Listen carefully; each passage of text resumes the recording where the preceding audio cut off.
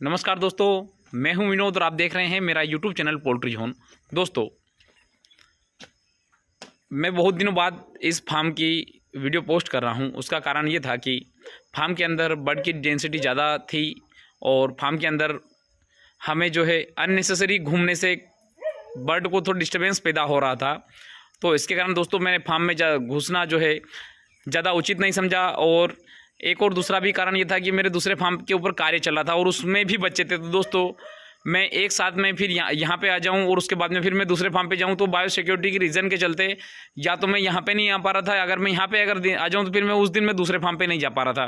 तो दोस्तों, मैं दूसरे फार्म चूँकि दूसरे फार्म पे छोटे बच्चे थे तो और मुझे वहाँ पे काम कंप्लीट करना था, इसलिए जो है मैं दूसरे ही फार्म पे रहता था। तो दोस्तों, ये तो चीज़ें हो गई क्लियर कि मैं इतने दिन जो है लेट वीडियो क्यों बना रहा हूं। अब दोस्तों, आज ही हमारे फार्म में बेच की लिफ्टिंग हुई है और टोटल जो लिफ्टिंग हुई वो लास्ट जो लिफ्टिंग वो 46वें दिन तक हुई। हमारे फार्म पे लिफ्टिंग जो है 44 दिन से स्टार्ट हुई और 46 दिन 3 दिन तक हमारे फार्म में लिफ्टिंग चली। अब दोस्तों, इस फार्म में थोड़ा सा इस बार का जो रिजल्ट जितना अच्छा आना चाहिए था, जितना हमने सोचा था, उससे थोड़ा सा जो है कम रहा। और उसका जो मेन जो कारण रहा कि श्रावण के महीने के कारण जो है रेट का जो इतना जो फ्लक्चुएशन रहा, बहुत ज़्यादा कम रेट हो गया।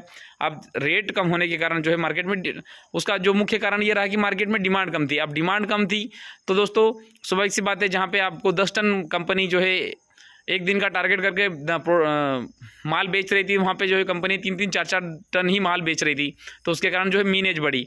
अब मीनेज बढ़ने के साथ में एक और जो हमारे साथ में थोड़ा सा ये हुआ कि जैसे 41वें दिन में हमारे पास में फ़ोन आया कि आज आपके यहाँ पे लिफ्टिंग होगी। तो दोस्तों, हमने अब आपको पता ही है कि हम जब लिफ्टिंग होती है हमारे फार्म पे तो हम क्या करते हैं कि 30% ही दाना लगाते हैं। तो दोस्तों, अब 30% तो 41वें दिन भी हमने जो है 30% ही दाना लगाया। अब पता चला कि 41वें दिन भी लिफ्टिंग नहीं हुई। फिर उसके अगले दिन फ़ोन आया कि आपके यहाँ पे आज कन्फर्म है लिफ्टिंग हो जाएगी। चूँकि हो रहा था कि मार्केट में अब डिमांड नहीं है, तो ट्रेडर लोगों के पास में जब तक ऑर्डर नहीं आएंगे, जब तक वो ऑर्डर को मुर्गियाँ थोड़ी उठाएंगे फार्म से।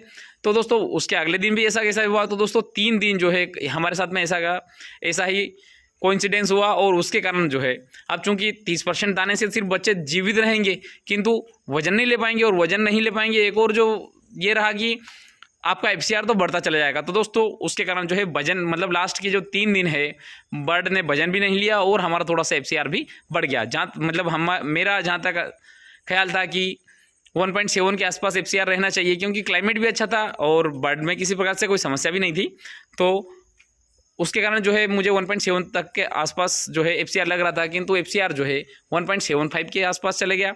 और एवरेज वेट जहाँ पे मुझे लग रहा था कि आराम से 2500 ग्राम बॉडी वेट चला जाएगा 44वें दिन तक, तो बॉडी वेट भी जो है दोस्तों 2350 ग्राम पे जाके रुक गया। तो दोस्तों, ये रहा एक कारण कि मतलब जो हम बॉडी वेट जो है 2350 ग्राम ही दे पाए और FCR जो है 1.75 के आसपास चले गया।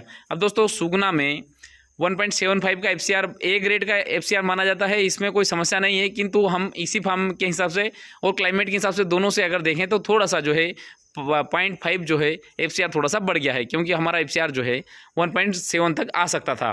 तो दोस्तों, ये तो हो गई हमारे FCR की बात और इस फार्म के रिजल्ट की बात। मोर्टलिटी जो दोस्तों थोड़ा सा फार्म में आप देख सकते हैं, थोड़े से फार्म की अब उस लिफ्टिंग के चलते ही हमने जो है फार्म के अंदर लीटर रेकिंग भी बंद कर दिया। अब जब हमको पता ही है कि जब आज लिफ्टिंग होने वाली है तो हम फिर लीटर रेकिंग क्यों करें।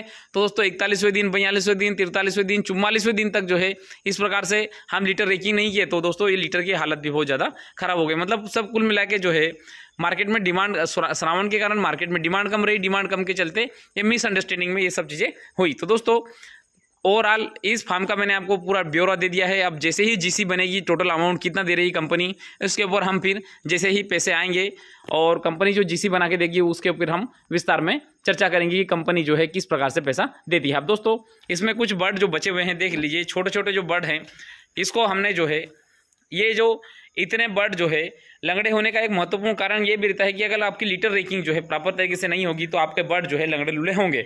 किंतु दोस्तों, ज़्यादा डेंसिटी पे अगर हम बर्ड फार्मिंग करते हैं तो ये जो है हमें अगर 12-13 दिन में जितने भी लंगड़े लूले जो हमें बर्ड मिले उन सब बर्ड को तो हमने जो है कल्च कर दिया था, उस टाइम पे ही मार दिया था। क्योंकि अब देखिए, अब ये बर्ड जो है, देखिए अब ये कम से कम इसने 3 किलो दाना खाया होगा और फिर भी वजन जो है इसने 1100-1200 ग्राम वजन लिया होगा। अब ये जो बर्ड जो सामने दिख रहा है, ये करीब 2 किलो 2.5 किलो का बर्ड है, किंतु वो विकलांग होने के कारण वो बिका नहीं।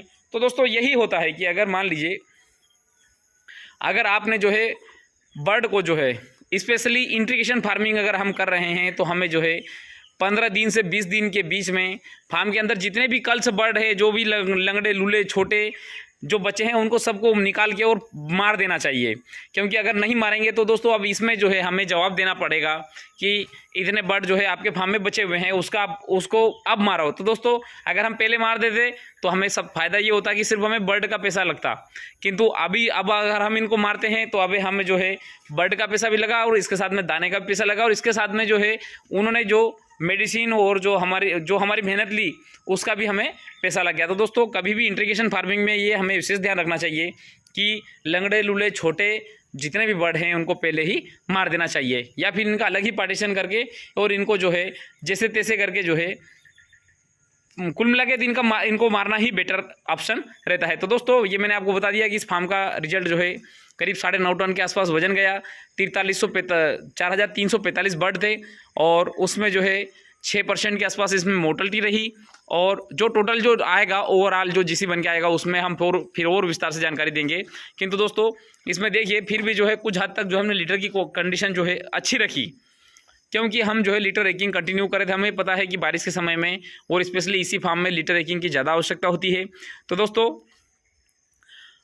इस फार्म के बारे में मैंने आपको पूरा विस्तार में बता दिया है। इसी के साथ मैं वीडियो समाप्त करना चाहूँगा। धन्यवाद।